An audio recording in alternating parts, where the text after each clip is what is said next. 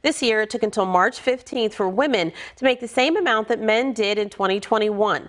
Last month, the Bureau of Labor Statistics reports that more women were in the game participating in the labor market, but it's literally not paying them back as well. Chantel Poole with me now live to talk about all of this. She is the Director of Permanent Placement Services with talent and business consulting firm Robert Half. Good morning to you. Morning. Thank you for having me.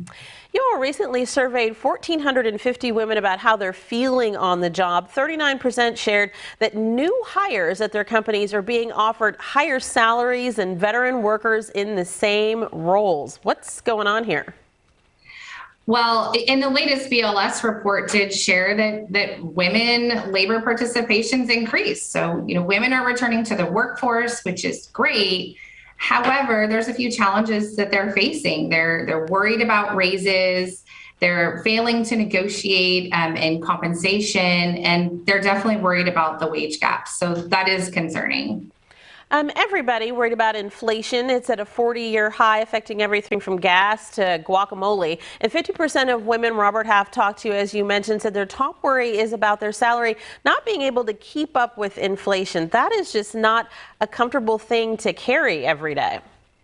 Exactly. And, really the challenge comes to negotiating, pay increases or a promotion.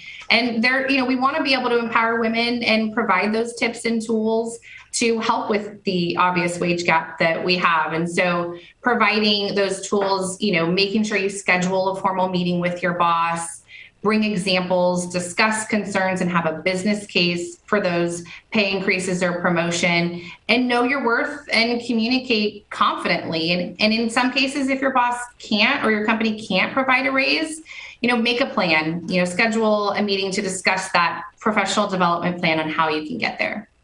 And let's talk a little bit more about that negotiating. Given the fact that women are worried, your polling showed that only 1 in 3, just 1 in 3 women have tried to negotiate with their current bosses for a higher salary. But when they do go in and have those discussions, 67% got more money. Why do you think women aren't doing this more often? I think that it's just a matter of bringing awareness and showing them that they are valuable, and give them the tools to do so. What can we do in providing salary information, making sure it's accessible and available to them, and then making sure that they understand what the options are. Maybe it's not just compensation. Maybe, they can request more flexible remote work options, or encourage the company to, do pay compensation audits to stay in line with the market.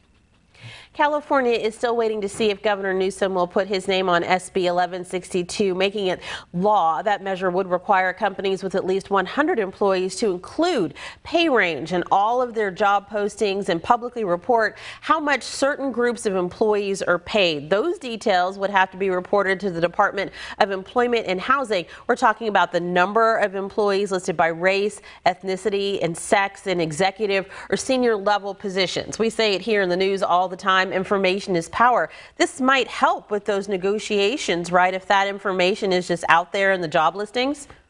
Absolutely. Accessibility, visibility, ensuring that we're creating that awareness and bringing it to the forefront of the conversation. All righty, we know that Robert Half has its thumb on the pulse of all things labor, and so we'll be checking back in with you all as you do more surveys of the workforce in this very interesting time, still working our way out of the pandemic. We appreciate you. Thank you.